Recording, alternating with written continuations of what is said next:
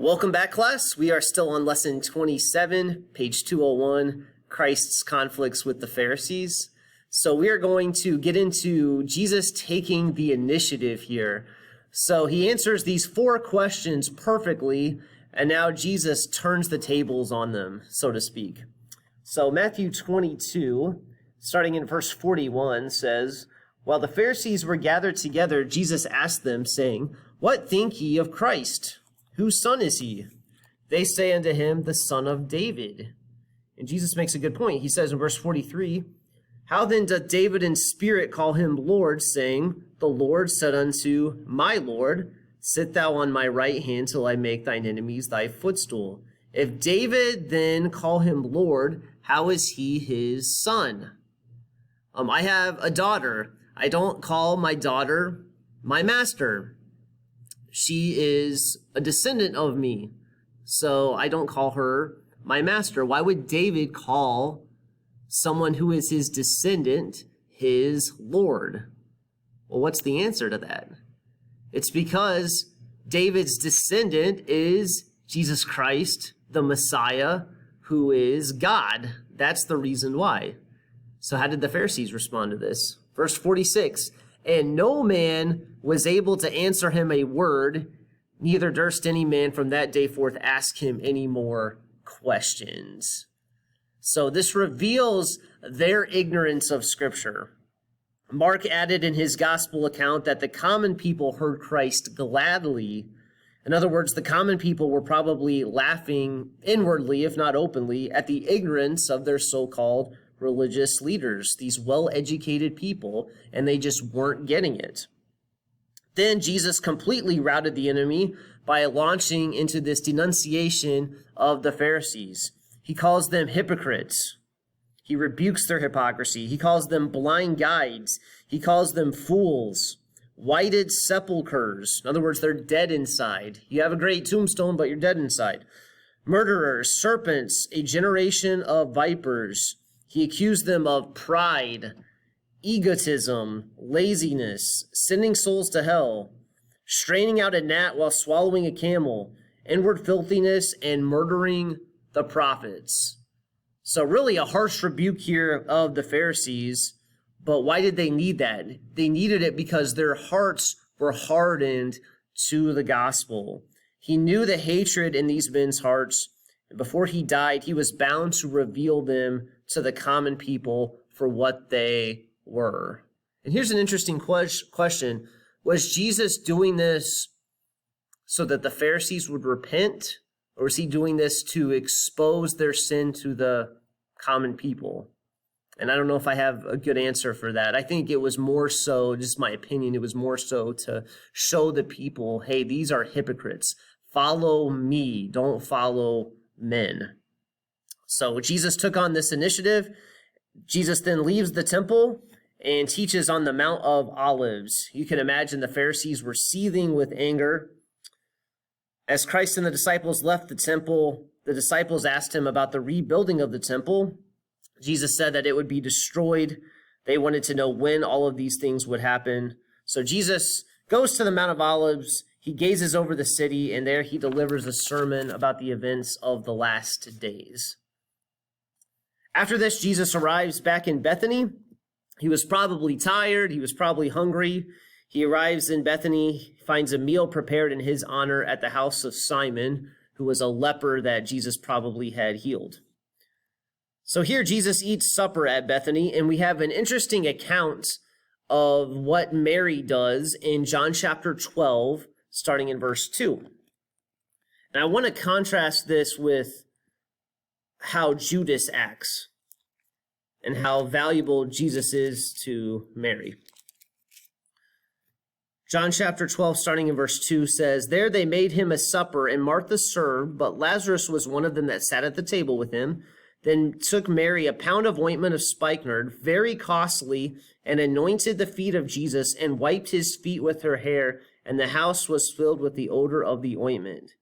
Then saith one of his disciples, Judas Iscariot, Simon's son, which should betray him, Why was not this ointment sold for 300 pence and given to the poor?" Now, this amount of money in verse 5 was about 1 year's worth of wages. That's a lot of money. Imagine me donating a car to one of you. You say, boy, that would be great, Mr. Cherry. I'm not going to do that. But about 1 year's wages, and depending on how much money you make, depending on the price of the car, that would be very expensive, a very costly gift. Mary understood who Jesus is, and she offered this costly gift to the Lord. And how did Judas respond? Judas was indignant. He was angry. Verse 6, this he said, not that he cared for the poor, but because he was a thief and had the bag and bare what was put therein. Verse 7, then said Jesus, let her alone. Against the day of my bearing hath she kept this. For the poor always ye have with you, but me ye have not always. Jesus rebukes Judas publicly here. He knew that Judas's concern was not for the poor, it was for himself. He was a thief and wanted the money for himself. And both Matthew and Mark add that Judas was stung by the rebuke. He went directly from the supper to bargain with the chief priests concerning his betrayal of Christ. And note particularly at this point how much value Mary placed on Jesus compared to how much value Judas placed on Jesus. Mary gave costly perfume valued at 1 year's worth of wages. And yet, how much did Judas betray Jesus for? 30 pieces of silver, a slave's price. Who valued Jesus? Mary did. Not Judas, but Mary did. The opinion polls seemed to be swinging to the opposite extreme, and because he was an opportunist, Judas was willing to switch sides and turn against his leader. In other words, people were starting to turn against Jesus, and therefore Judas was going along with that mentality when they realized that he wasn't coming to be their physical king at that point. So the act of one who truly loves the Lord. And here's my question to you. What are you willing to sacrifice to the Lord? Are you willing to sacrifice your career? You're making decisions right now. What do you want to do with your life? Well, what does God want you to do with your life? Where does God want you to go to school?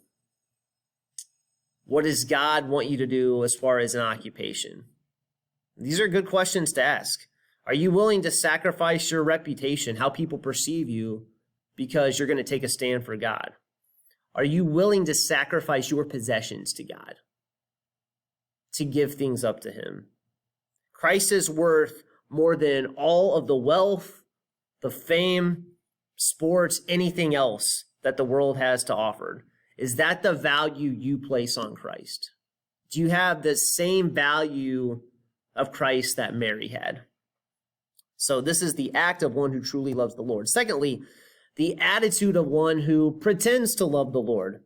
Judas, like many people today, pretended to be a disciple, but actually, who did Judas love? He loved himself. He loved his own desires. If Christ did become king, Judas stood a good chance to gain a high position, and that's probably what Judas was looking for.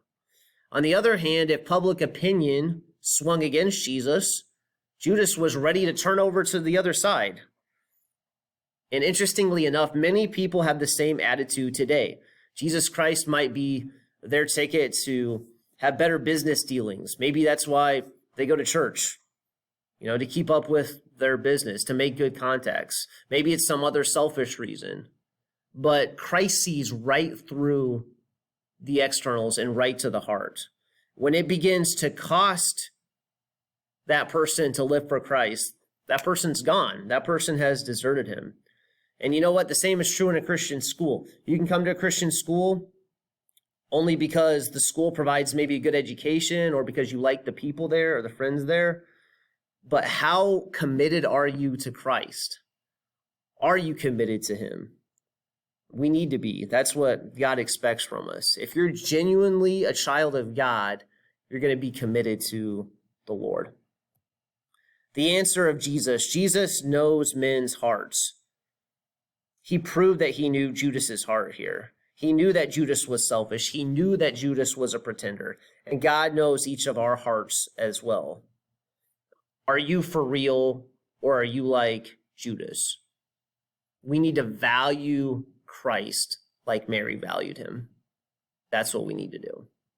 All right, that's the conclusion of lesson 27. Thanks so much for watching, guys, and I hope you have a great day.